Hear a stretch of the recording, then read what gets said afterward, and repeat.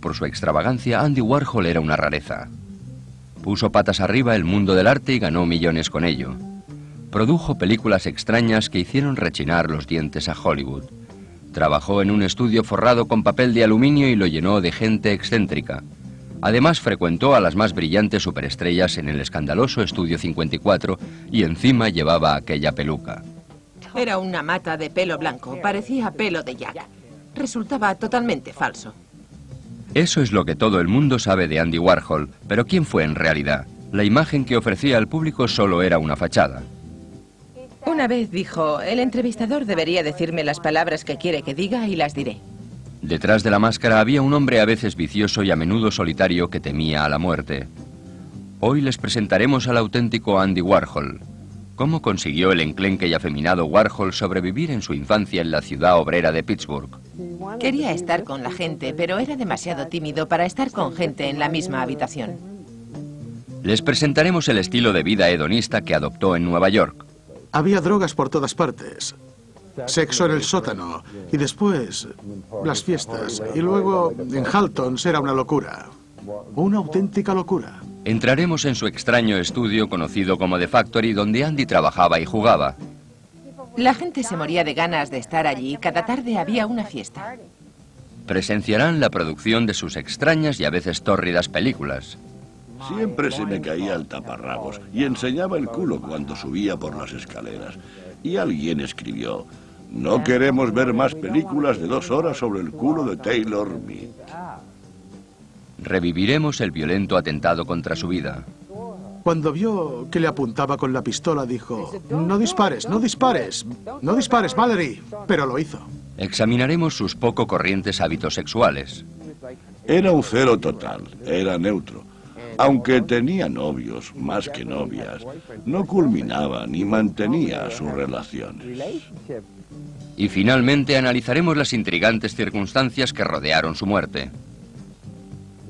Es triste que teniendo una enfermera particular permitieran que le sucediera algo así. Para contarles su historia les presentaremos fotografías exclusivas, imágenes poco conocidas, las obras de Andy, dramatizaciones, además de entrevistas con sus amigos y familiares, así como con famosos como el músico Rico Ocasek, el artista Kenny Scharf o la cantante Grace Jones. Para él, todo era arte. El 6 de agosto de 1928, Andrei y Julia Warhola de Pittsburgh celebraron el nacimiento de su tercer hijo, Andrew. No es necesario decir que Andrew nació en la pobreza, asegura el biógrafo de Warhol, Víctor Bokris. Vaciaban una botella de ketchup en un cazo con agua caliente. Era su sopa y les duraba días. Era lo único que tenían. Julia y Andrei, ambos inmigrantes checoslovacos, solo hablaban eslovaco y sus 3 hijos aprendieron el inglés como segunda lengua. Nos lo cuenta el hermano de Andy, John Warhola. Cuando íbamos de compras con nuestra madre y nos oían hablar en otra lengua, se reían de nosotros. Por si eso no fuera poco, Estados Unidos se hundía entonces en la Gran Depresión. Había poco trabajo y la mayor parte de la vida social de la familia transcurría en la iglesia bizantina católica. Íbamos a la iglesia cada domingo y los días de fiesta de precepto, después del colegio. Íbamos a misa a las 7 de la tarde. Andy era un niño travieso, recuerda a su prima Amy Pasarelli. Su madre pidió a mis 2 primas que vigilaran a Andy mientras iba a la ciudad. Dijo que no tardaría mucho, pero era tan revoltoso que no podían controlarle, y una de ellas lo ató a una pata de la cama mientras la otra salía fuera de la casa para ver si regresaba su madre. Y cuando llegó dijo, ¿cómo se ha portado mi Andreico? Oh, muy bien. No estuvo bien mucho tiempo. En 1936, cuando tenía 8 años, Andy enfermó. Aquella dolencia cambió su vida. Tuvo una enfermedad nerviosa con un nombre curioso. Se llamaba el baile de San Vito. Es una especie de fiebre reumática llevada al extremo. Sus síntomas son un temblor general del cuerpo con incapacidad de controlar las extremidades. Le hicieron estar en cama unas 6 semanas. No existía ningún tratamiento. Andy y su madre estuvieron muy unidos durante su convalecencia. Trasladó la cama de Andy al comedor para tenerla siempre cerca. Ella pasaba la mayor parte del día en la cocina. Julia daba a su hijo cuadernos para colorear y revistas de cine. Andy no paraba de mirar a las estrellas de Hollywood y les escribía cartas. La primera persona a quien escribió fue Shirley Temple. Le envió una carta y recibió una respuesta con una fotografía. La conservó siempre. Le tenía mucho cariño a aquella foto. La enfermedad le dejó débil y agotado, pero con una creciente pasión por el arte. Cuando jugábamos a pelota, su posición solía estar fuera del campo y a veces durante el partido, cuando alguien lanzaba la pelota fuera del campo, todo el mundo decía, «¿Pero dónde está Andy?» Y estaba sentado en el porche de casa dibujando mariposas y saltamontes. En la escuela elemental Holmes de Pittsburgh, su profesor de arte le recomendó que asistiera a clases en el Museo Carnegie. Dibujaba muy bien, lo que ayudó al extraño chico a relacionarse con los demás alumnos. Era un jovencito afeminado. Estaba muy delgado, no le gustaba el deporte. En 1942, cuando solo tenía 14 años, su padre falleció. Era tradicional en la religión ortodoxa tener el difunto en casa durante 3 días y la gente acudía a velarlo de día y de noche. Andy se negó a salir de su habitación durante 3 semanas y no quiso ver a su padre muerto en el ataúd. Julia quedó desolada por la muerte de su marido. Decía que no podría superar la pena a menos que Andy le hiciera compañía. Con la muerte de Andrei, la familia tuvo problemas económicos. Para ganar dinero, los hermanos Warhol vendían verduras. Dijeron, nos llevaremos a Andy para que nos ayude. Pero en lugar de vender verduras, Andy cogió un cuaderno para hacer retratos a los clientes que compraban fruta y los vendía por 25 centavos. Así que ya entonces empezó a ganar dinero. Andy sobrevivió al instituto y gracias a la previsión de su padre pudo permitirse asistir a la universidad. Antes de morir me dijo que tenía bonos, que eran para que Andy fuera a la universidad y que un día estaría orgulloso de él. Andy se matriculó en el Instituto Carnegie de Pittsburgh para estudiar Bellas Artes. Lo recuerdan sus compañeros de estudios Philip Pelstein y George Klauber. La facultad no le apreciaba, pero sus compañeros sí. El arte de Andy no podía separarse de su personalidad. Estaba allí, salía de él. Era algo especial. Incluso entonces se podía esperar lo inesperado de Andy. La hermana de uno de nuestros compañeros enseñaba danza moderna y Andy asistió a sus clases. Y le hice algunas fotografías en posiciones de danza moderna. Se lo tomaba muy en serio, pero resultaban divertidas. Andy era muy serio, especialmente por lo que suponía marcharse de Pittsburgh. Y en verano de 1949, Andy Warhol, de 19 años, con el diploma universitario en la mano, se dirigió a Nueva York con su compañero de estudios, Philip Pelstein. Creo que entre los dos teníamos un total de $400. Entonces la vida era barata, pero no tanto. Andy y Philip alquilaron un apartamento en el East Village de Manhattan. Era un lugar minúsculo infestado de cucarachas. Nos lo cuenta Stephen Bruce, propietario de un local que Andy frecuentaba, el Serendipity 3 Café. Un día llegó antes de lo habitual y le dije, ¿qué te ha pasado, Andy? Y él respondió, he tenido una experiencia desastrosa. Fui a ver a Diana Vreeland de Vogue para mostrarle mis dibujos porque quería publicar más ilustraciones mías en revistas. Y mientras se las enseñaba, saltó una cucaracha de la carpeta y me quedé helado. Sin amilanarse por las cucarachas o la inexperiencia, Andy llevó sus dibujos de agencia en agencia de publicidad buscando trabajo. 3 meses después de llegar a Manhattan encontró su primer trabajo, ilustrar un artículo de la revista Glamour. Irónicamente, el artículo trataba del éxito. Su amigo, el dibujante publicitario George Klauber, lo recuerda. Me parece muy significativo que el primer artículo de Andy tratara del éxito. La coincidencia se hizo realidad. En el artículo ponía el nombre Warhol y creo que cometieron un error. No fue un error. Andy se había cambiado el nombre. Durante aquel año le enviaron una carta a nombre de Warhol. Le gustó y lo adoptó. Otra teoría sobre su cambio de nombre afirma que se debió a las facturas impagadas de los antiguos inquilinos de su apartamento. Andy no podía tenerlo a nombre de Warhol y lo cambió por Warhol. Quizá pensó que debía conservar el nombre de Warhol puesto que el contrato estaba a este nombre. Pero creo que lo hizo para poder tener un teléfono a su nombre porque no podía utilizar el antiguo. Con su nuevo nombre vino un nuevo estilo. En lugar de ocultar sus excentricidades, Andy las explotó. A principios de los 50 solía andar con ramos de rosas y las regalaba a las secretarias, una rosa a cada secretaria, y todo el mundo pensaba que era muy excéntrico. Otro de sus trucos de relaciones públicas era regalar carpetas pintadas a mano a los directores de arte. Stephen Bruce recuerda que Andy montó una cadena de producción en el Serendipity para fabricar aquellas carpetas. Hacía una página con motivos de mariposas, con línea negra sobre un papel blanco.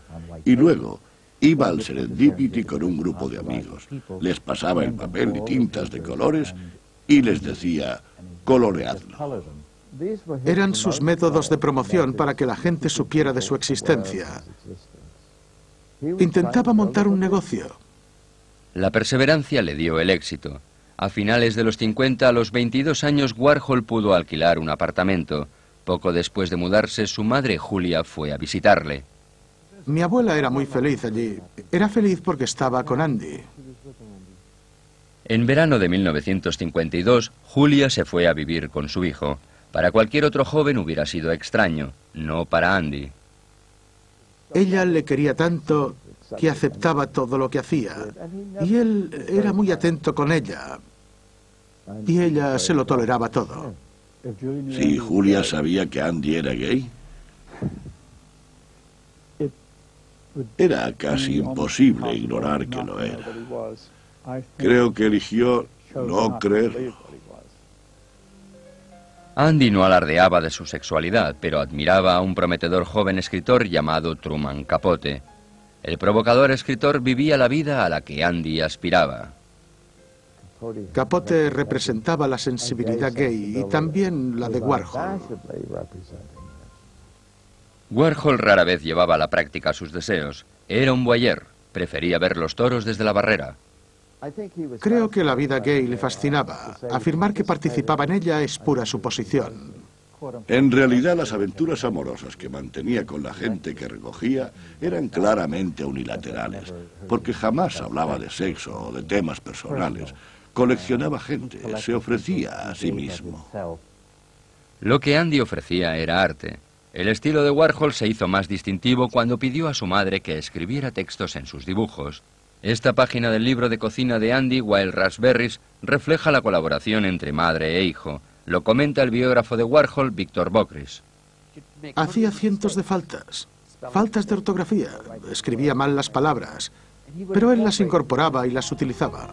En 1953, mientras investigaba en la Biblioteca Pública de Nueva York, Andy conoció a Kelton Willers, el secretario del director.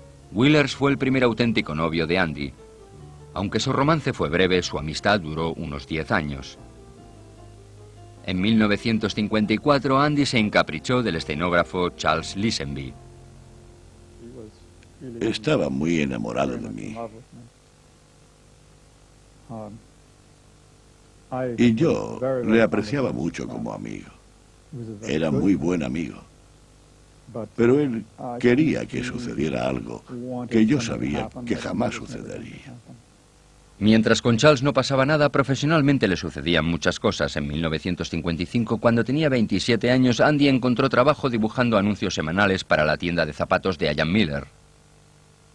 Realizó dibujos de zapatos preciosos. Montaban unos espléndidos anuncios con su estilizada técnica, muy cuidada. Eran ilustraciones muy comerciales, pero muy bellas. Los sencillos dibujos de zapatos de Andy despertaron un interés considerable. Le consiguieron más trabajo en otras agencias de publicidad y Andy contrató a un ayudante, Nathan Glick. El motivo de tener un ayudante era que mientras yo trabajaba en su casa, él podía salir a buscar más trabajo. Andy se estaba cansando del dibujo publicitario y empezó a expresarse de otra manera. Empezó a perder su interés por el dibujo publicitario porque no quería que la gente supiera que trabajaba en publicidad. Quería ser conocido por dedicarse al arte. Temía que la gente no se tomara en serio su trabajo. En verano de 1956, Andy acompañó a Charles Lisenby a un viaje alrededor del mundo. En su primera parada a Hawái, Andy se declaró a Lisenby. Yo sabía que quería tener relaciones sexuales conmigo y también sabía que yo no quería hacerlo. Discutimos por ello y se puso a llorar. No paraba de llorar. Andy tenía el corazón destrozado, pero el viaje no fue un fracaso total. Cuando estábamos en Siam, en uno de los palacios reales, vimos unos muebles muy bellos de teca, de estilo siamés. Aquel mobiliario dorado inspiró a Andy. Una de las primeras cosas que hizo al volver fue empezar a pintar cuadros dorados, zapatos dorados. Zapatos dorados con nombres de estrellas de cine. Andy dibujó un zapato Julie Andrews, muy elegante, a juego con los trajes de Suzel, de My Fair Lady, que eran muy elegantes. Su madre escribió todos los títulos, y como se llamaba Julia, en lugar de Julie, escribió Julia Andrews. Creo que Julie no compró el zapato por eso. Pero otra gente compraba sus obras y corrió rápidamente la voz. Andy Warhol era un artista serio. A finales de los 50, Andy estaba en la cima de la publicidad y desarrollaba su nuevo interés, la pintura. Excitaba la imaginación de la gente, les pedía ideas. ¿Qué debo pintar? ¿Qué puedo hacer? Me hacía pensar en la anécdota de Matisse cuando llamó a Picasso y le dijo: tengo todas mis pinturas concentradas en una tela negra, ¿qué le pongo? La propietaria de una galería de arte y amiga de Andy, Muriel Latour, le dio la respuesta. Le dijo: ¿qué es lo que más te gusta? Y Andy respondió: el dinero. Y ella replicó: ¿por qué no pintas dinero? Entonces fue cuando decidió pintar el billete de $1 y el de $2. Y entonces le dijo: dame otra idea. Ella miró a su alrededor y por algún extraño motivo había una lata de sopa Campbell sobre la librería. Y Muriel le dijo: ¿por qué no pintas la lata de sopa? A principios de los 60, Andy Warhol deseaba dejar el dibujo publicitario para convertirse en un artista serio. Mientras su ambición crecía, también su afectación aumentaba. Fingió una parálisis en la muñeca y adoptó una afectada forma de hablar. Lo comenta su biógrafo Víctor Bocris. Tenía un poquito de Marilyn Monroe, un poquito de la voz jadeante de Jackie Kennedy, un poquito de aquí y un poquito de allá. Realmente creó aquella voz que era muy diferente de su voz normal. Pero el detalle más extravagante fue una peluca de color rubio platino, precisa su antiguo ayudante Nathan Gluck. Llevaba unas pelucas muy raras. Eran de pelo natural y se levantaban o colgaban. Y siempre eran blancas, jamás de color. Probablemente pensó: ¿qué diablos? Es una peluca. Mejor ser honesto y llevar algo que se note mucho. Andy, reinventado, empezó a experimentar con un sistema que se convertiría en una de sus principales formas de expresión, la serigrafía. Al descubrir la serigrafía, la producción en masa de pinturas, se convirtió en el Andy Warhol que conocemos, el famoso Andy Warhol, el artista pop. La serigrafía es un proceso fotográfico a través del cual se transfiere un negativo a una pantalla. Después se aplica la pintura a través de la pantalla sobre otra superficie. Los trabajos con más de un color requieren una pantalla diferente para cada tono. Nos lo comenta el director del museo Andy Warhol, Tom Sokolowski. Movía las pantallas arriba y abajo, cambiaba los colores de la pintura, y eso le ayudó a crear su concepto de imágenes seriadas. Las imágenes en serie de Warhol eran muy potentes visualmente. Sus temas consistían en imágenes de los medios de comunicación, gente famosa, botellas de refrescos y latas de sopa. Antes nadie había pensado en colocar sobre una tela los elementos que utilizamos diariamente, en la vida diaria, en nuestra vida moderna. La primera exposición de las latas de sopa de Warhol tuvo lugar en la Galería Ferus de Los Ángeles en julio de 1962. Andy tenía 33 años. Sus telas causaron sensación e inmediatamente las llamaron pop art. Andy tenía un nombre diferente para su trabajo. Cuando empezó el pop art pensó que debía llamarse common art, arte común. Eran temas comunes de cada día, simples, pero eran brillantes obras artísticas. Su fama corrió de galería en galería. En septiembre de 1963, la Galería Ferus de Los Ángeles presentó una exposición de los retratos de Elvis de Warhol. Andy, el actor Taylor Mead y dos amigos se fueron en coche a Los Ángeles para la inauguración. Mead recuerda que pararon para cenar en un punto del centro de los Estados Unidos. Los demás clientes no estaban preparados para el grupo. Cuando entramos, parecíamos extraterrestres. Había un grupo de jóvenes y de camioneros. La tensión fue increíble. La tensión no fue nada comparada con las duras críticas que recibió la exposición. En los periódicos salieron críticas de la exposición de Andy y la dejaban por los suelos. Y Andy dijo, oh, me odian, le encantó. La ambivalencia externa de Andy frente a las críticas escondía sus auténticos sentimientos. A Warhol siempre le preocupó mucho su lugar en el mundo del arte, no solo en el mundo de la vida contemporánea, sino en el mundo del arte. Poco después de su regreso de la costa oeste, Andy trasladó su estudio a un loft en el 5º piso de un edificio de la calle 47. La gran sala abierta necesitaba un repaso. Andy recordó un apartamento forrado con papel de aluminio. Pidió al propietario, el diseñador de iluminación Billy Name, que le ayudara. Me dijo, esto es precioso. Tengo un gran espacio en la ciudad. ¿Querrás hacer lo que has hecho en tu apartamento en mi nuevo estudio? Se refería a la instalación con papel plateado. Billy transformó el espacio en la factoría plateada y se unió al entorno de Andy. El primer año yo fui como su novio, su compañero, pero vimos que lo sexual era tan raro que no funcionaría y lo dejamos de lado. Nos interesaba más el trabajo artístico que realizábamos, era muy dinámico. Para uno de sus proyectos en el nuevo estudio, Andy envió a su ayudante Nathan Glick a hacer unos recados. Me dijo, ¿te importa ir al A&P a buscar unas cajas? Así que fui a buscar cajas con etiquetas interesantes y cuando se las traje me dijo, no, son demasiado elegantes. Quiero algo muy simple, muy común. Entre las cajas que Andy escogió había envases de jabón Brillo. Durante los siguientes meses, Andy y el ayudante de la Factory, Gerard Malanga, trabajaron en una serie de esculturas basadas en estos elementos de supermercado. En abril de 1964, la exposición Cajas de Andy se inauguró en la Galería Stable de Nueva York. La fiesta que siguió en la Factory reunió por primera vez los ambientes del centro y la periferia de Manhattan y Andy se convirtió en un importante artista americano. No era serio, no iba de jerarca artístico. Este es el líder del mundo del arte. No, se trataba de Andy Warhol, de Pittsburgh, que se había convertido en una estrella en Nueva York. Y era muy atrevido y quería hacer cosas brillantes para divertirse y pasarlo bien. Esta audacia se manifestó en la nueva pasión de Andy, el cine. No se trataba de películas de Hollywood, eran películas al estilo de Warhol. Andy dijo, lo que más me gusta de mis películas es que no tienes que verlas para saber de qué tratan. Por ejemplo, Empire consistía en filmar el Empire State Building durante 8 horas. Era un artista conceptual. La actriz Mary Voronoff lo recuerda. No sabía si eran actores o gente de verdad, pero rara. No sabías si eran hombres o mujeres. Rompió los códigos sexuales y resultó enormemente interesante. Jane Holzer fue a la Factory para convertirse en estrella de cine. Andy me dijo, ¿quieres trabajar en el cine? ¿Quién podía rechazar una oferta así? Pero no sabía en qué tipo de películas. Filmábamos a gays, heterosexuales, bisexuales, tri, cuadro, travestidos, de todo.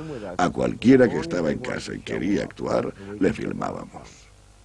Una de las primeras películas de Warhol fue Screen Test. Me sentaron en un taburete con una cámara enfocada hacia mí. Fijaron la cámara y se fueron al otro extremo del estudio. Y yo estaba sentada allí mirando a la cámara. Andy dijo, no pestañees. Pusieron la cámara en marcha durante 3 minutos, que era el tiempo que duraba el rollo de película. No pestañees, no pestañees. Y al final pestañeabas y era como, qué descanso. Resultó muy divertido cuando vi la película. La Factory se hizo famosa por algo más que las películas underground. Fue una época muy eufórica. No era el horrible ambiente actual, depresivo y lleno de drogas. Fue fabuloso. Infestado de drogas, pero fabuloso. Podías ver a Ondine filmando en el fondo de la Factory. O llegaba Brigitte Paul con su jeringa y te la clavaba en el culo. Y te inyectaba hidroclorato de anfetamina. A principio de 1965, otra joven y bella chica de la sociedad neoyorquina, Edie Sedgwick, se unió a la familia de la Factory. Lo recuerda la actriz Marisa Berenson. Era muy bella. Tenía el cabello gris, corto, pero estaba loca. Era una especie de alma perdida. Andy se obsesionó totalmente con ella. Estaba muy interesado por Edie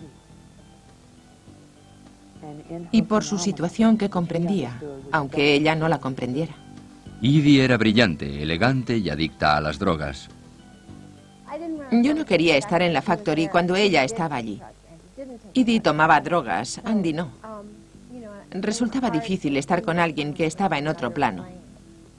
La drogadicción de Edie era normal en el ambiente social de los 60. Las fiestas de la Factory eran tan célebres por su desenfreno como por las estrellas que asistían a ellas. Billy Name recuerda la gala que Andy celebró en homenaje a Judy Garland. La escoltamos hasta el famoso sofá y le dimos su bebida. Y luego llegó Montgomery Clift. Yo era el disc jockey, ponía la música mientras Nureyev bailaba. Y cuando bailaba, se acercaba todo el mundo en la sala como si fuera un imán, para atraer a un compañero para la noche.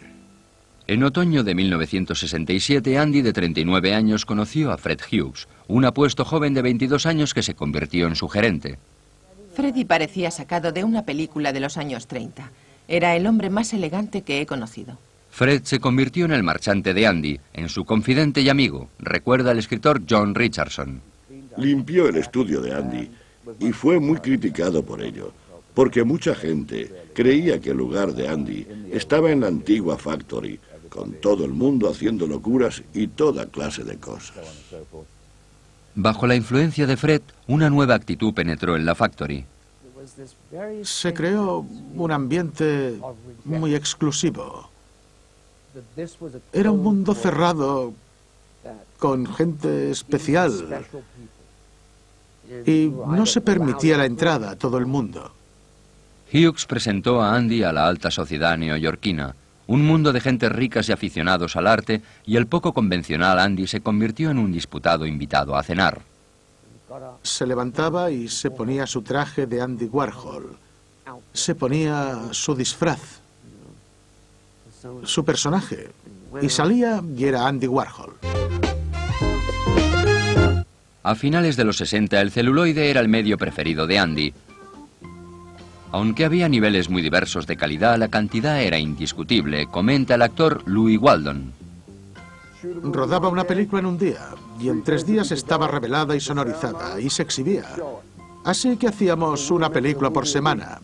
El reportero gráfico Santi Visali fotografió a Andy durante el rodaje de algunas de sus películas. Su trabajo era muy poco frecuente porque era muy informal. En una ocasión le fotografié leyendo un periódico de Nueva York mientras la cámara estaba rodando. A causa de su descuido o por sus temas, las películas de Warhol no tuvieron éxito comercial. Sus películas siempre perdían dinero. Y hasta Chelsea Girls, en 1967, no ganó su primer dinero con una película. En Chelsea Girls, una combinación de 12 cortos, aparecían los asiduos a la Factory interpretando escenas extravagantes. A la actriz Mary Voronoff, como consecuencia, la encasillaron en este tipo de papeles. Después de Chelsea Girls, todo el mundo empezó a decirme, Mary, tenemos un papel de una ama repugnante y queremos que la interpretes. Y yo decía, no, otra vez no. El mismo año, Andy produjo una versión de la entonces popular película porno I, a Woman.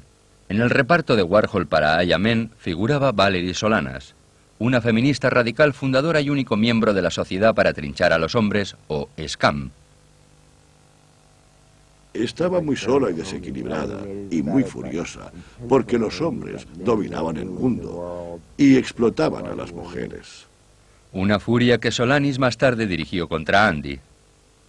En enero de 1968, con todo su séquito, Andy se dirigió a Tucson, Arizona, para rodar su primer western, Lonesome Cowboys. Fuimos todos al Ejército de Salvación para conseguir nuestros uniformes, para el vestuario trajes del oeste de segunda mano. La protagonista de la película era la superestrella de Warhol, Viva, con Taylor Mead como oponente. Viva tiene un rancho y le gusta que los cowboys la visiten creyendo que tiene un burdel. Y cuando lo comentamos, Andy dijo, Taylor tiene demasiado argumento. Lo único que quería era filmar interrelaciones entre la gente. Toda la tensión de la película se basaba en que todo el mundo quería estar ante las cámaras. No te invitaban a ponerte ante la cámara, tenías que abrirte camino hacia ella. Quizá tenían una idea de lo que querían filmar, pero siempre salía el que hablaba más deprisa, el que podía contar una historia realmente deprisa. Cuando no producía películas o pinturas, Andy estaba en el Max Kansas City, el local favorito de la gente de la Factory.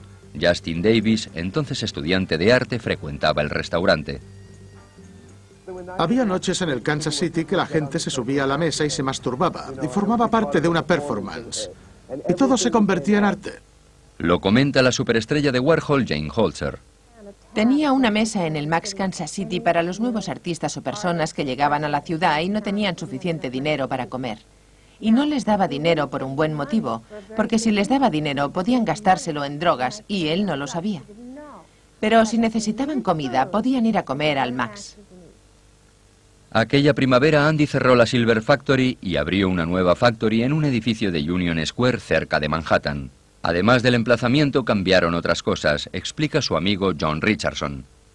Los malos viejos tiempos de la Factory, con todo el mundo drogado, con ópera a tope y el sonido a un nivel terrorífico, se habían acabado. Pero algunas cosas siguieron siendo iguales. A menudo venían chicos guapos a la Factory que no sabíamos de dónde habían salido, pero creo que le hacían el amor a Andy, o Andy les adoraba, o algo por el estilo. A principio de junio de 1968, la exactriz de Warhol, Valerie Solanas, furiosa porque creía que Andy le había robado un guión, se presentó en la Factory con una Beretta del 32. Lo explica su biógrafo Víctor Bocris. Andy vio que le estaba apuntando con una pistola y le dijo, no dispares, no dispares, no dispares, Valerie. Pero lo hizo. Y cuando cayó, ella se le acercó y le volvió a disparar cuando yacía en el suelo. Una de las balas le atravesó un pulmón y no podía respirar y jadeaba así. Yo me acerqué a él, lo cogí entre mis brazos y yo estaba llorando. Él me miró y me dijo, Bibi, por favor, no me hagas reír, que me duele mucho. El marchante de arte Mario Amaya también resultó herido en el atentado. Al cabo de unos minutos, una ambulancia trasladó a Andy y Amaya al hospital. Mario me contó que el conductor de la ambulancia les dijo antes de arrancar, si quieren la sirena serán $50 más. Andy no estaba en situación de decir nada. Si hubiera podido hablar, seguro que habría ponderado si quería pagar $50 por la sirena. A causa de la gravedad de sus heridas, los médicos del Hospital Cabrini de Nueva York desahuciaron a Andy. Y entonces... Mario se levantó como un cadáver viviente y dijo, espere, no pueden dejarle morir. Es un artista famoso y es rico. Después de declarar muerto a Warhol, los médicos le aplicaron masaje cardíaco y literalmente le devolvieron la vida. Lo recuerda el escritor Bob Colachello. El médico dijo que Andy no quería morir cuando le alcanzaron las balas porque realmente no tendría que haber sobrevivido. El interés de los medios fue abrumador. Por fin Andy tenía que salir en la portada de Life, pero 3 días después asesinaron a Bob Kennedy y pusieron a Kennedy en portada en lugar de Andy. Y comentamos, no, es tan caricaturesco, tan exacto. A Andy siempre le pisan de alguna manera. Mientras Andy luchaba por vivir, su agresora se entregó. Fue muy irónico que Valerie Solanas eligiera a Andy Warhol como ejemplo de machismo para asesinarle. El 28 de junio, Valerie fue acusada de intento de asesinato, asalto y posesión ilegal de armas. Un año después, Solanas fue hallada culpable y condenada a 3 años de cárcel, de los cuales solo cumplió 1. Después de 55 días en el Hospital Cabrini, Warhol, debilitado, regresó a su casa para continuar su recuperación y celebrar su 40 aniversario. El nuevo empleado de la Factory, Jet Johnson, se trasladó a su casa para ayudar a la madre de Andy a cuidarle. Fue el principio de una relación de 12 años entre Andy y Jet. Todo el mundo estaba muy confuso con aquella relación y se preguntaba, ¿qué significa eso? ¿Tienen un romance? En el sentido normal de la palabra. ¿Tienen una relación sexual normal? ¿Quién sabe? Bueno, evidentemente mantenían algún tipo de relación amorosa. Lo comenta el escritor John Richardson. La relación de Andy con Jed es un ejemplo más de lo convencional que se convirtió al final de su vida. Jed era muy poco bohemio. Se dio cuenta de que Andy vivía muy bien. Jed y Andy se querían mucho. Pero Andy jamás pudo admitirlo. Jed podía, pero Andy no. Poco a poco Andy volvió a aparecer en la Factory. Además de su gerente Fred Hughes, el cineasta Paul Morrissey ejercía su liderazgo. Era la única persona lo bastante organizada, lo bastante pragmática o no lo bastante colocada en los 60 para ocuparse del negocio. Aquel negocio era el cine. Con Andy y Paul trabajando juntos, la Factory produjo más películas que nunca.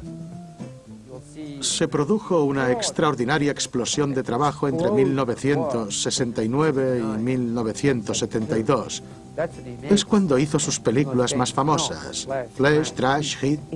Tenía grandes actores. Creo que Jackie Curtis, Hollywood Land y Candy Darling eran los mejores. Hollywood Land, la protagonista de Trash, describe el triunvirato de travestidos del que formaba parte junto con Candy Darling y Jackie Curtis. Candy era la rubia, la Lana Turner. Ella juraba que era Kim Novak.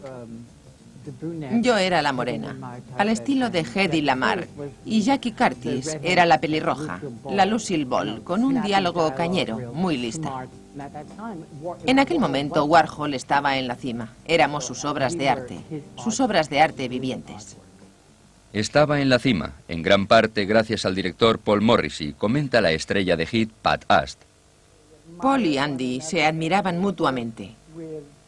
Trabajaban juntos y se elogiaban mutuamente. Un recién llegado a la Factory en 1969, Vincent Fremont, enumera los ingredientes de una producción de Warhol y Morrissey. Mezclaban la realidad con guiones fabricados. Y los personajes eran fascinantes, pero como siempre no eran películas para todo el mundo. Entre 1963 y 1970, Warhol y Morrissey produjeron más de 600 películas underground, películas que al público le costaba mucho entender, afirma la secretaria de Andy, Pat Hackett. Este era el problema. ¿De qué trataban? Andy siempre era un problema. ¿Qué argumento tenían? ¿Cuál era el propósito de la película? A la gente también le costaba entender el objetivo del último juguete de Andy, una grabadora que llevaba consigo a todas partes. Ponía nervioso a mucha gente. Cuando estaba en una fiesta siempre le decían, ¿qué piensas hacer con eso? Muchas de estas conversaciones grabadas se publicaron en el nuevo proyecto de Warhol, la revista Interview.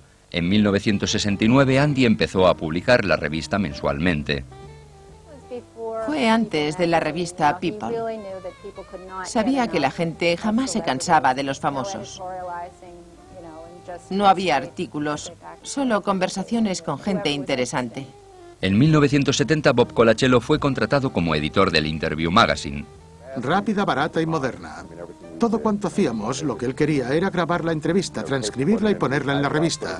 Y la revista tenía que ser de papel barato y salir rápidamente. Y él creía que era muy moderna. Susan Blond se encargaba de la publicidad de la publicación. Al principio nos inventábamos la circulación de la revista. Decíamos, bueno, en Cleveland se deben vender 600 ejemplares, pero en realidad no sabíamos lo que vendíamos. Pero sí vendían. La revista fue otro éxito de Warhol. Ahora dirigía un mini imperio. Tenía sus obras de arte, sus inacabables reproducciones, las películas y el Interview Magazine. El mismo Andy se volvió cada vez más reservado y, según sus amigos, más retorcido. Si te decía algo amable, inmediatamente tenía que añadir algo desagradable.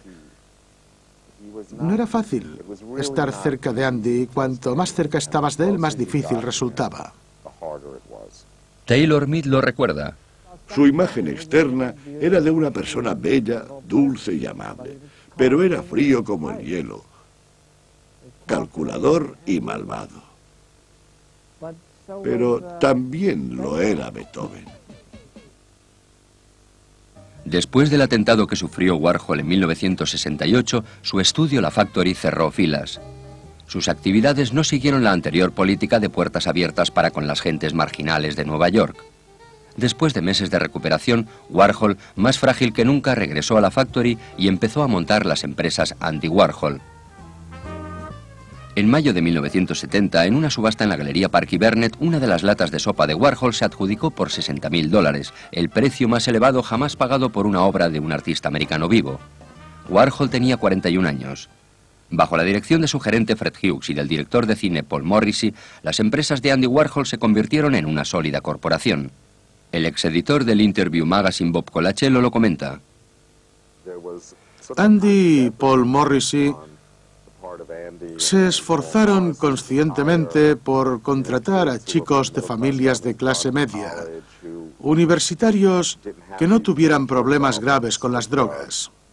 Morrissey dirigía la división cinematográfica, pero Andy era el responsable de las empresas Andy Warhol.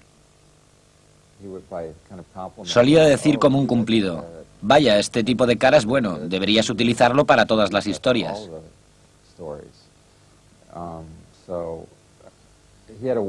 Tenía su manera de imponerte sus ideas, delicadamente. Marcaba unas ciertas directrices. Quería que todo se grabara. No le gustaban los artículos con mucho texto. Decía, escribir es tan anticuado. La madre de Warhol, Julia, todavía vivía con él, aunque la edad la estaba afectando. Recuerda a la sobrina de Andy, Madeleine Hoover. No podía vivir sola. Se estaba volviendo un poco senil. Se estaba haciendo vieja. El biógrafo de Warhol, Victor Bokris, recuerda la reacción de Andy. Tomó una decisión que siempre lamentó. La envió a Pittsburgh a vivir con sus hermanos. Aquella decisión permitió a Andy concentrarse en su trabajo. En febrero de 1972, después de 2 años y medio de producción, se estrenó la película Women in Revolt, la revuelta de las mujeres, la contribución de Andy al movimiento de liberación de la mujer. Todo el mundo estaba en contra de la película. Consiguió ofender a todo el mundo. ¿Pero es tan divertida? La película no fue la única toma de posición política de Andy aquel año. El país todavía se resentía de la guerra de Vietnam y Andy volvió a pintar y produjo una serie de retratos de Mao Zedong. No había pintado nada nuevo desde 1965, excepto algunos encargos. Y la serie del presidente Mao, en aquel entonces dirigente de China, fue muy controvertida a causa del momento en que se realizó. En aquella época, el presidente Nixon visitó China por primera vez. La intervención de Andy en política continuó con el cartel que diseñó para la campaña presidencial de George McGovern, comenta Vincent Freeman. Lo hizo para recaudar dinero para el Partido Demócrata. Entonces, desgraciadamente, creo que no informaron a Fred ni a Andy que podían tener problemas por hacerlo, porque si no se declaraban las contribuciones a Hacienda, no se sabía su objetivo. Andy no lo entendía. Lo hizo solo para colaborar, así que Hacienda se metió con él y le auditaron cada año durante toda su vida. En noviembre, solo 5 días después de su 80 aniversario, Julia, la madre de Andy, sufrió un infarto y murió. Aunque Andy pagó su funeral, prefirió no asistir al mismo. Creo que no vino a Pittsburgh para el funeral porque quería recordarla como era antes. El único contacto de Andy con su familia eran las conversaciones telefónicas que mantenía con su hermano mayor, John. Tras la muerte de mi madre, le dije, supongo que no quieres que me moleste llamarte. Y él me dijo, no, llámame cada domingo. Siguiendo su estilo, Andy no comentó la muerte de su madre, pero canalizó su pena a través del arte. Esta serie de retratos apareció en la portada de la revista Art in America un año después de su muerte. Me dijo, tienes que prometerme que me lo dirás si empiezo a volverme senil. Y yo le respondí, te prometo que te lo diré, pero también te prometo que no me creerás porque tampoco crees lo que te digo ahora. En agosto de 1974, Andy trasladó su corporación a otro edificio en Union Square. Cuenta el encargado de la Factory, Vincent Freeman. Si trabajabas para Andy tenías que hacer de todo. Vender publicidad, colaborar en la venta de retratos, intentar vender arte. Trabajabas en todas y cada una de las facetas de su negocio. Los diversos aspectos de los negocios de las empresas de Warhol convergían en la gran mesa de comedor de la Factory. Comíamos 3 o 4 veces por semana con la gente del Interview Magazine y hablábamos de ventas, retratos y pinturas. Era fabuloso, pero ocasionaba un trabajo increíble. Aprendí de Andy y Fred a mezclar a la gente, a colocar a un republicano de Nixon junto a una drag queen, y a la gente le gustaba eso. Venían a la Factory para conocer a gente que no podían encontrar en ningún otro lugar. Y mientras la gente se conocía, Andy y sus colaboradores les vendían espacios publicitarios, recuerda la editora de la costa oeste del Interview Magazine, Joan Quinn. No quería publicidad para un día, la quería para un año, 2 o 3. En la portada, en el interior, en color. Se volcaba en los que podían ofrecerle publicidad y generalmente intentaba venderles un retrato. Era el jefe y, como él decía, tenía que ganar el pan de la familia y nosotros teníamos que ayudarle a ganarlo. Y este pan alimentaba a toda la familia de la Factory. Los retratos de Warhol, así como el resto de su trabajo, eran representaciones singulares de sus modelos. Nos lo comenta el escritor John Richardson. Al principio, captaba algo de tu carácter y le daba un giro. Lo manipulaba. Te hacía parecer más duro o más tonto. Y cada vez sus retratos eran más estilizados. Sus últimos retratos eran petrificados. Las mujeres tenían bocas grandes y perfectas. El maquillaje era impecable. A mediados de los 70, Andy trabajó intensamente. Con su compañero Jet se trasladó a una residencia que Andy había adquirido en la parte este de Manhattan. Y en verano de 1976, cuando Andy tenía 47 años, rodó la que sería su última película, Bad. La película Bad no fue precisamente un éxito y Andy se decepcionó mucho porque uno de sus grandes sueños era ser un director de cine famoso. Vincent Fremont describe una de las escenas más criticadas. Tiraban a un niño por la ventana y se veía la sangre salpicando a un transeúnte. La actriz de Warhol, Susan Blon, interpretaba al personaje que tiraba al niño. Era el clímax de la película y era algo horrible. La gente gritaba cuando el bebé tocaba el suelo. Entonces Jane Ford dijo que había que acentuar la confusión cuando estaba en el suelo, y eso también les gustó. Cuando la película se estrenó en abril de 1977, tuvo de todo menos éxito. Fue un fracaso. Andy perdió dinero, Fred perdió dinero, nuestros socios perdieron dinero, y a Andy le horrorizaba perder dinero. Ganara o perdiera, la relación de Andy con el dinero era compleja.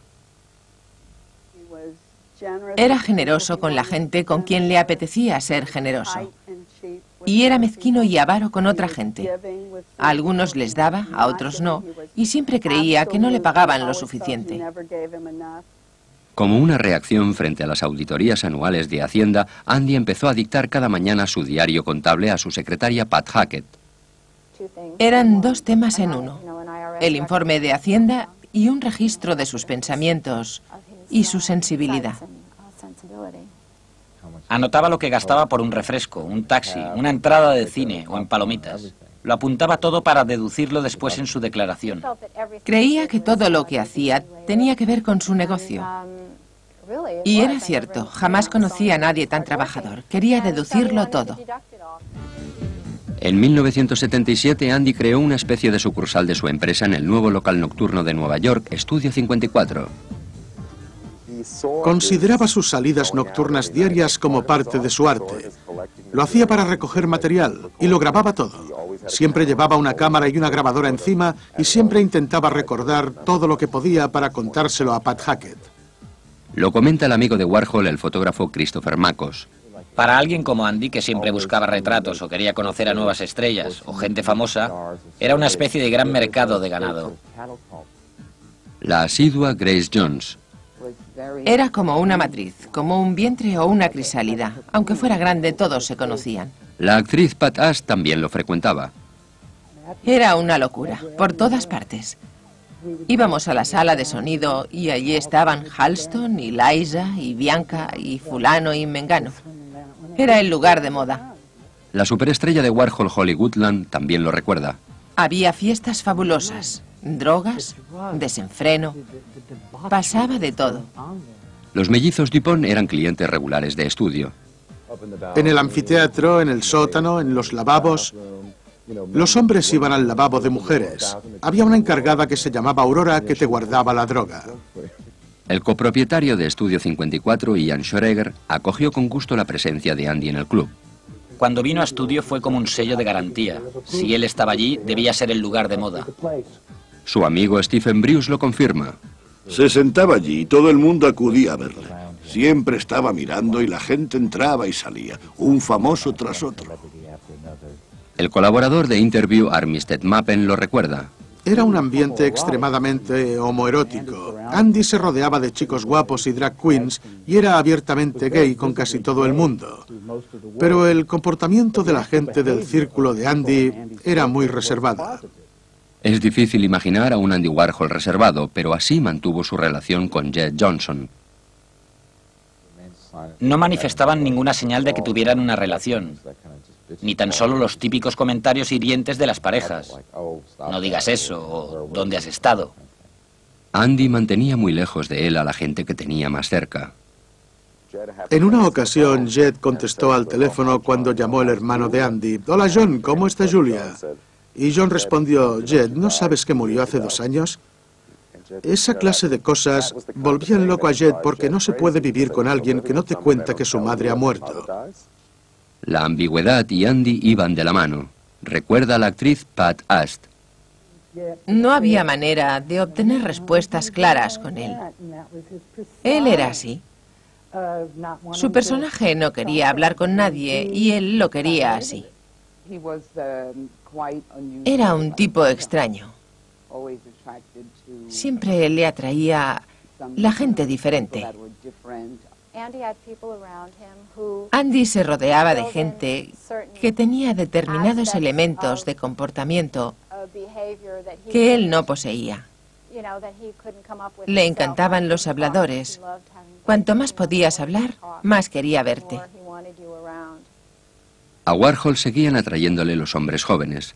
Robert y Richard Dupont eran adolescentes en aquella época y se convirtieron en miembros del entorno de Andy. Cuando Robert se fue a vivir con el diseñador de moda Halston, el interés de Andy se disparó.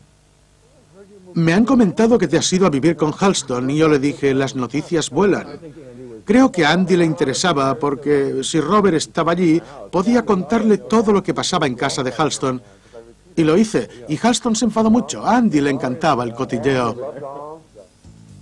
También le gustaba armar maraña. En una ocasión que le visitó su prima Christine Solly, Andy la llevó a la discoteca. Lo pasé muy bien. Había una fiesta privada de culturistas aquella noche. No le gustaba bailar. No me gustaba. Y fueron a otra sala y ella dijo, bueno, basta de baile. Así que entró en la sala y allí estaban los culturistas. De noche, Andy se movía en un ambiente muy exclusivo. De día exploraba nuevos medios de expresión artística, comenta Joan Quinn. Me dijo, estos chicos vienen a mear en las telas. Y me dijo, pásate si quieres verles. Y yo respondí, pues claro. Pensé que era una broma, no sabía lo que estaba haciendo. Y naturalmente no entré. Andy invitaba a aquellos chicos y no sé lo que hacían, pero después vimos aquellas pinturas que se llamaban pinturas de pipí. Íbamos a la parte de atrás con otros amigos míos y nos orinábamos en las telas. Hoy lo lamento, pero era muy divertido. Una semana antes de Navidades, el espíritu navideño no reinaba en casa de Warhol. En los últimos días de 1980 se acabó la relación de 12 años entre Andy y Jed Johnson, recuerda su amigo Christopher Makos. Fue muy traumático para Andy porque creía que todo estaba en su lugar y que nada podía cambiar. El escritor Bob Colachello. Nadie sabía lo que sucedía en su casa, pero creo que Andy y Jed estaban enamorados y fue una situación muy difícil. La dificultad era Jed, 17 años más joven que Andy, y se sentía ahogado en aquella relación.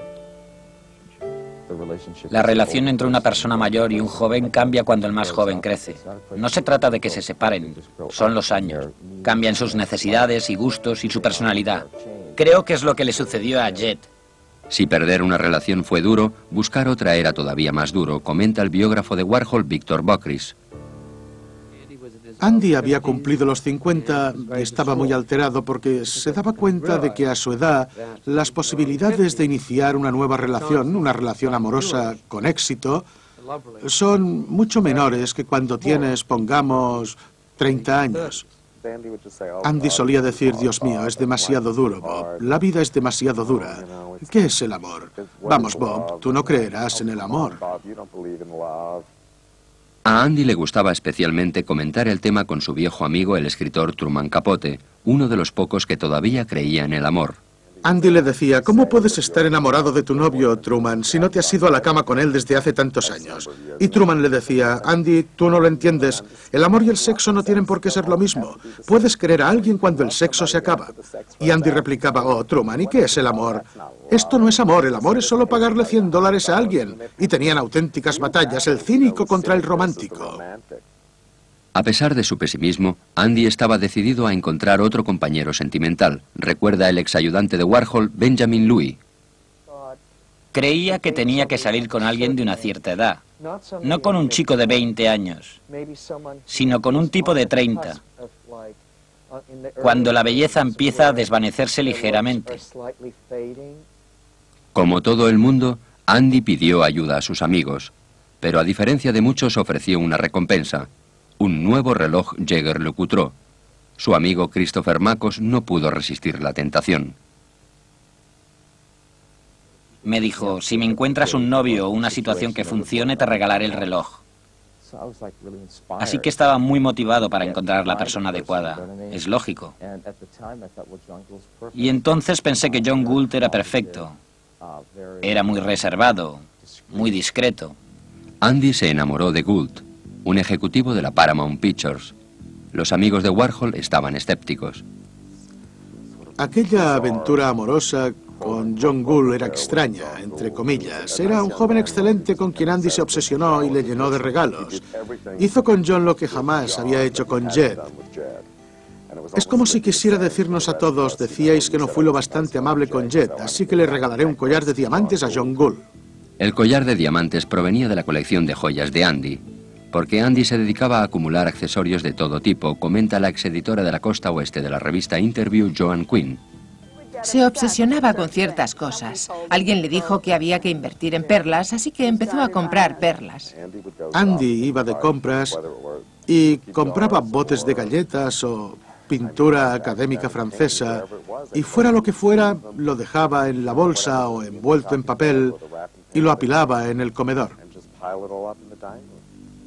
Para Warhol, el coleccionismo obsesivo solo era una manera de superar su depresión casi crónica. Aquella profunda melancolía que le poseía y que comunicaba también se reflejaba en sus pinturas. Andy jamás preparaba un color sin ponerle un poco de negro. No hay tonos pastel en la obra de Warhol. Todo es un poco triste, un poco sombrío. Aunque estuviera deprimido y triste, Warhol atrajo a un animado grupo de artistas como Kenny Scharf. Le adorábamos, y era recíproco. Nos dio mucho solo estando allí, ofreciéndonos su apoyo, y creo que nosotros también le dimos mucho. Para mantener la importancia de tu trabajo, tienes que identificarte con él y tener a un grupo de artistas más jóvenes que te estimulen. Yo le llamaba Papá Pop. Para mí era una especie de figura paterna. Alguien que siempre me ayudaría. A quien podía pedir cualquier cosa y que siempre respondería. Jean-Michel Basquiat, un pintor de graffiti, estaba fascinado con Warhol. Siempre me insistía que le presentara a Andy. Porque si quieres ser el rey, tienes que conocer al rey. Glenn O'Brien se lo presentó y Andy se escondió en la sala de atrás. Andy tenía miedo a los negros a causa de sus experiencias infantiles en Pittsburgh. Cuando salió de su escondrijo, Andy se hizo amigo de Basquiat. Jean-Michel le presionó, o le avergonzó, o le forzó a volver a dibujar. La relación fue beneficiosa para ambos. Andy encontró una musa y Basquiat un público para sus pinturas. Basquiat se convirtió en uno de los artistas más apreciados de principio de los 80. Andy era extremadamente sensible, como Basquiat. Son gente muy frágil. Los artistas son muy frágiles. Y creo que cuanto más grande es un artista, más inseguro es. Más insiste en que su trabajo no merece la pena, o teme que al día siguiente nadie crea que es bueno. Andy lo decía continuamente. Los temores de Andy eran infundados. A mediados de los 80 los precios de las obras de Warhol se triplicaron y Andy se volvió más conservador en lo financiero. En la Factory teníamos que guardar las pilas usadas de las grabadoras y cámaras y teníamos que ponerlas en una caja especial. Era la colección de cobre porque el cobre podía aumentar su valor, según decía Andy. También teníamos que guardar las cajas de hojalata del café. Era la colección de hojalata porque la hojalata podía subir de precio. Andy era rico y con su riqueza vino su nuevo giro político. A principios de los 80 apoyó la causa de Ronald y Nancy Reagan cuando muchos amigos suyos estaban muriendo de sida. Y Ronald Reagan no había ni pronunciado esta palabra mientras estaba en la Casa Blanca. Era escandaloso. Andy abrazó a Pat Buckley y a otra gente de Nueva York, algo impensable para un gay durante la época del Holocausto. Andy ignoraba las críticas, alegando que él estaba por encima de la política. Le gustaban más los placeres sencillos, nos lo comenta el músico Rico Kasek. Le encantaba cotillear, se quedaba colgado si empezabas a contarle historias sobre la gente. Te obligaba más o menos a contar cosas. Siempre estaba recogiendo información. Le encantaba enterarse de las aventuras sexuales de los demás. En 1985 el novio de Warhol, John Gould, fue hospitalizado por complicaciones del virus del SIDA. Andy fue a visitarle cada día, un gesto inusual para un hombre que detestaba los hospitales. Si íbamos por la calle y había un hospital en la misma acera por la que pasábamos, Andy cruzaba la calle. Tenía una auténtica fobia a los hospitales. La aversión de Andy hacia los hospitales se remontaba a su infancia. Como había vivido en un ambiente pobre, solo había visto que la gente que iba al hospital solía morir por haber esperado demasiado. Cuando Gould se recuperó, dejó a Andy y se trasladó a California. Andy disimuló su tristeza volviéndose a sumergir en el circuito social de Manhattan. En abril de 1986 acompañó a la actriz Grace Jones a la boda de Maria Shriver y Arnold Schwarzenegger. Dimos la nota en la boda. Cuando estaban arrodillados diciendo sus frases, fuera estábamos chillando. Era una iglesia pequeña, las puertas estaban abiertas y todo el mundo volvía la cabeza. Fue divertido. En septiembre de 1986, John Gould murió en Los Ángeles.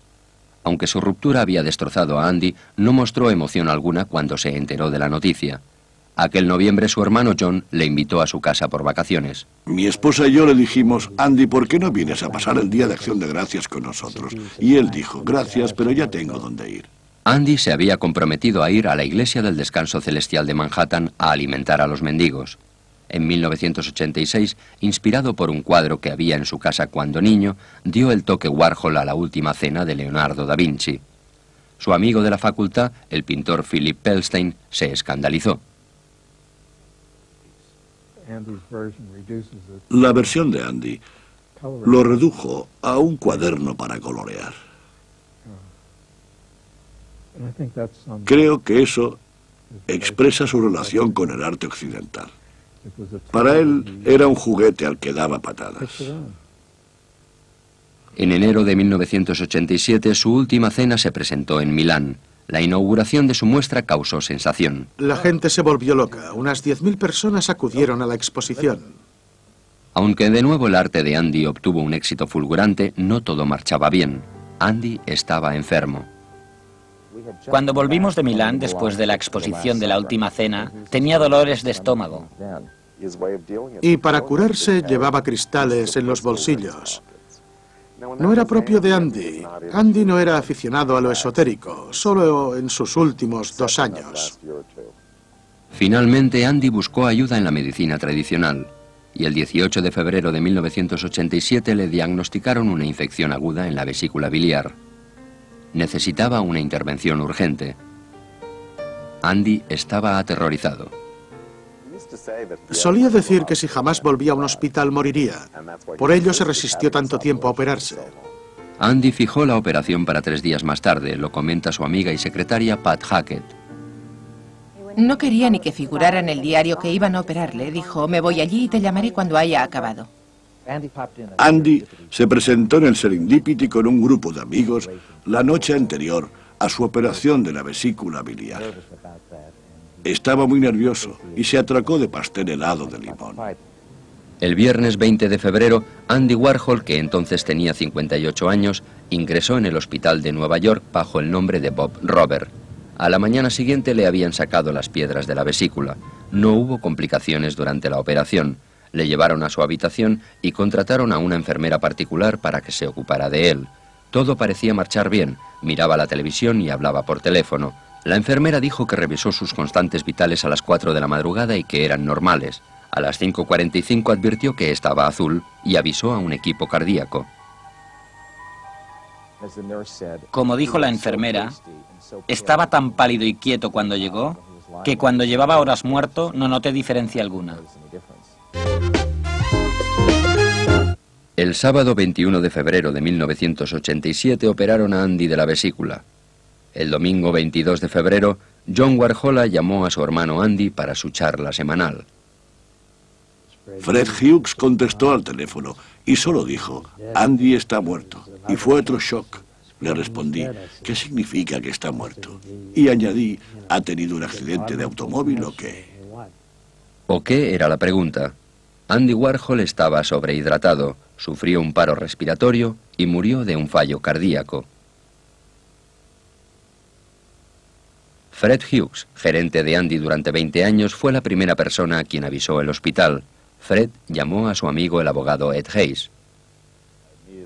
Inmediatamente dispuse que un grupo de detectives de homicidios fueran a su casa y a estudio por seguridad. Hughes se reunió con Hayes en la casa de Warhol de la calle 66 Este. Lo que encontraron le sorprendió. Era una casa grande y elegante, pero un 20% estaba destinado a vivienda y un 80% a almacén.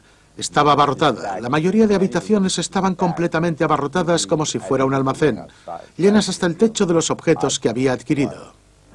El miércoles 25 de febrero se celebró un funeral de cuerpo presente en la funeraria Cansack de Pittsburgh. Donald North, crítico de arte del Post-Gazette de Pittsburgh, estaba allí. Andy estaba muy bien arreglado. El ataúd estaba abierto y llevaba un rosario y unas rosas en la mano, en sus manos unidas. Tenía un aspecto perfecto. Al día siguiente se celebró una misa de difuntos en la iglesia bizantina católica del Espíritu Santo, recuerda la prima de Andy, Christine Solly. El funeral se celebró en la antigua iglesia que Andy frecuentaba en su infancia. Fue muy triste.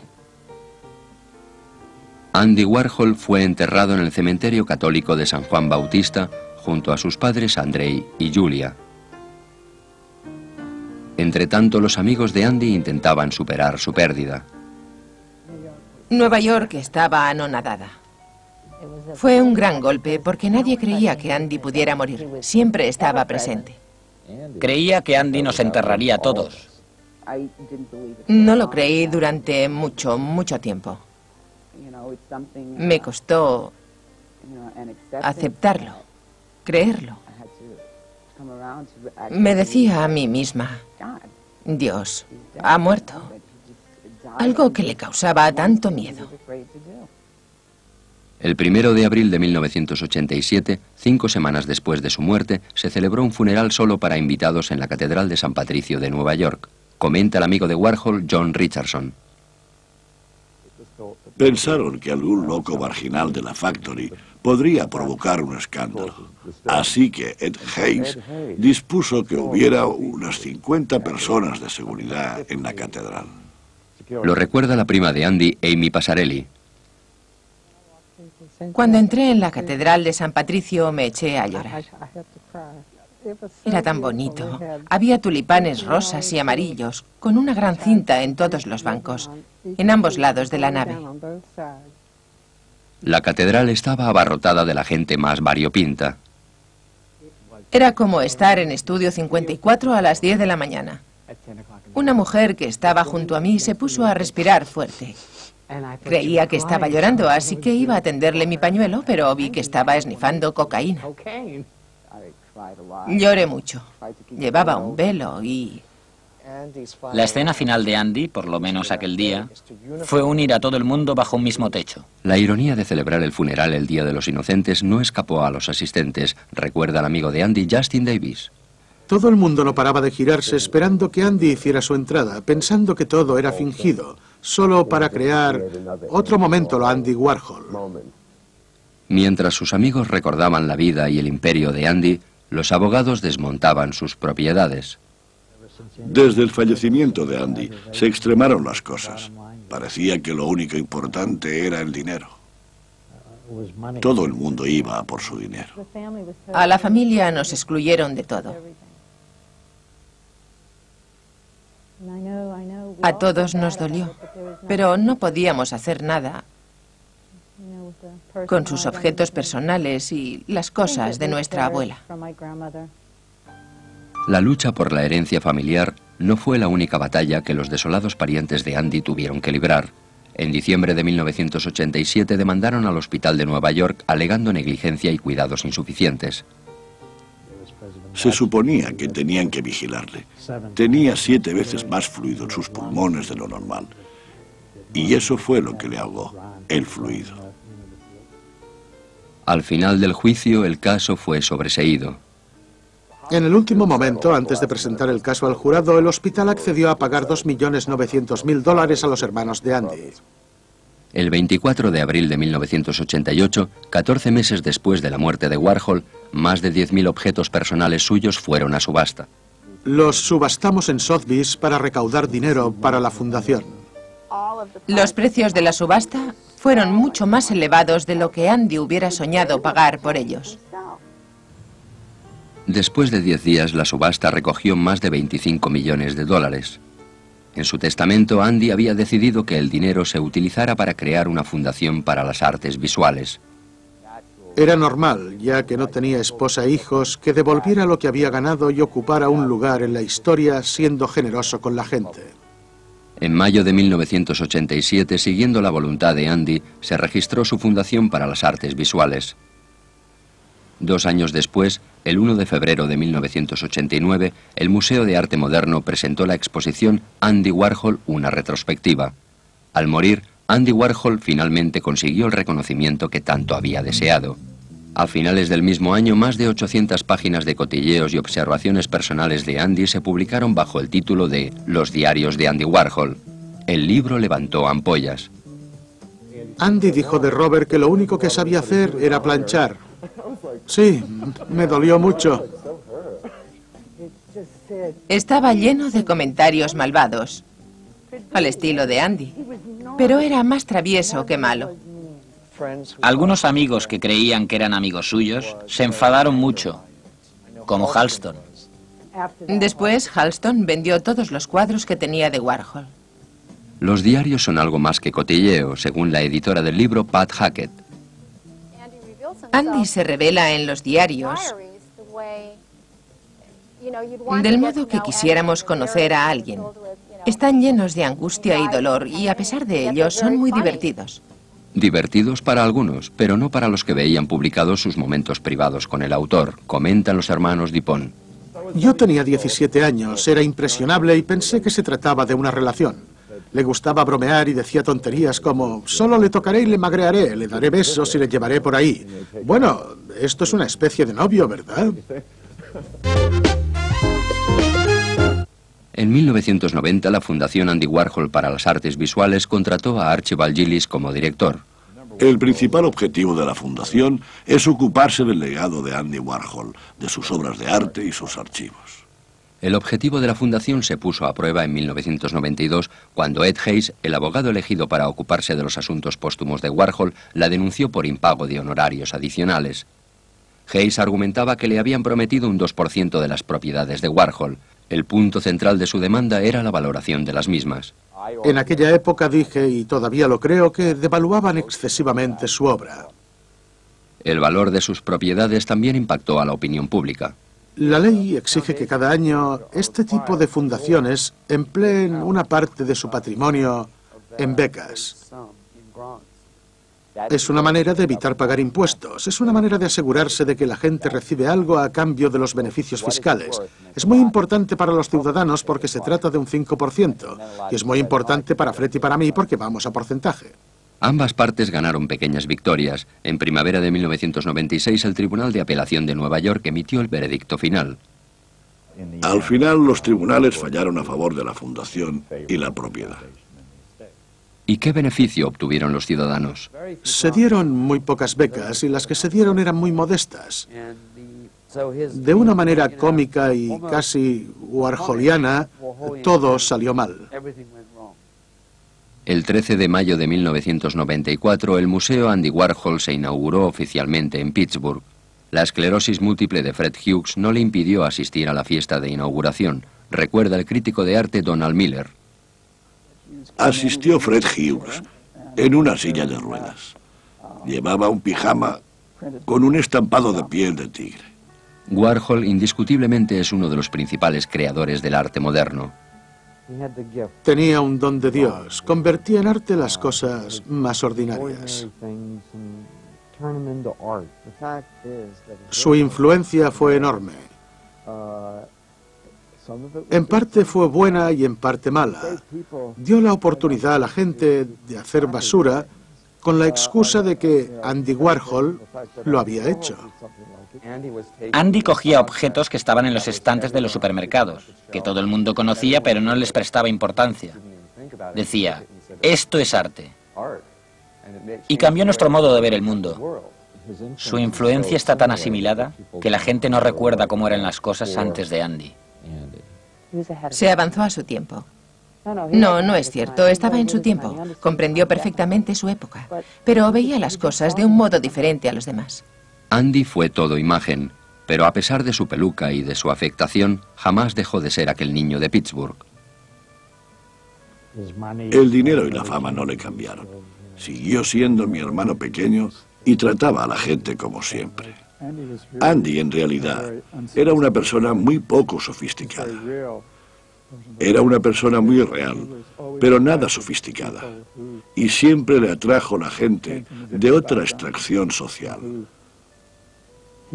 que creía, con razón o sin ella, que era más sofisticada que él. A veces bromeaba diciendo que yo era el traductor de inglés de Andy. Cuando decía, Dios, vaya, oh, gracias, yo decía, Andy está muy contento de que nos haya invitado esta noche, tiene usted una casa preciosa. Aquel niño tímido y amistoso se convirtió en un hombre tímido y amistoso. Era un compañero muy divertido. Todo el mundo le trataba muy bien y él trataba bien a la gente. Todo el mundo aceptaba que fueras a sus fiestas y que después te fueras a otra fiesta. Su presencia en una fiesta la convertía en un gran acontecimiento. Creo que ha dejado un vacío. Tenía una posición cultural casi papal y nadie le ha reemplazado. Andy era siempre interesante, tenía una manera de pensar muy original. Es casi un eufemismo. Una vez estaba con él en un avión volando hacia Boston y había muchas turbulencias. El avión iba como loco subiendo y bajando y Andy estaba sentado silencioso como siempre y me dijo, no merecería la pena pagar el billete para un viaje normal. Me dijo, he comprado un pastel de cumpleaños y yo le pregunté, vaya, ¿quién cumpleaños? Y él respondió, no, nadie. Iremos a casa y nos tomaremos el pastel. ¿Es tan emocionante tomarse un pastel de cumpleaños? Quería ser mi representante y le dije, fabuloso, maravilloso, mi representante es Andy Warhol. Y luego me dijo, no, pero quiero que te vistas de hombre. Y yo le dije, por favor, Andy, no tienes gusto. La personalidad de Andy era tan vívida e inusual que su recuerdo no desaparecerá. Jamás decía nada que no fuera genial. Parecía que todo siempre fuera genial. Jamás le oí decir nada vulgar. Todo era genial. Tenía un sentido del humor retorcido. A menos que no le conocieras bien, no te dabas cuenta de ello. Con su palidez y sus pelucas. Pero lo pasamos bien. Debo decir que habida cuenta de todo, lo pasamos bien. El panegírico de John Richardson es quizá la mejor evocación de la fuerza que movía a Andy Warhol. Besides celebrating Andy Warhol as the quintessential artist of his time and place, the artist who held the most revealing mirror up to his generation, I'd like to recall a side of his character that he hid from all but his closest friends. That's his spiritual side. Those of you who knew him in circumstances that were the antithesis of spiritual may be surprised that such a side existed. But exist it did, and it's the key to the artist's psyche. Thanks largely to the example of his adored mother, Julia, Andy never lost the habit of going to Mass more often than is obligatory.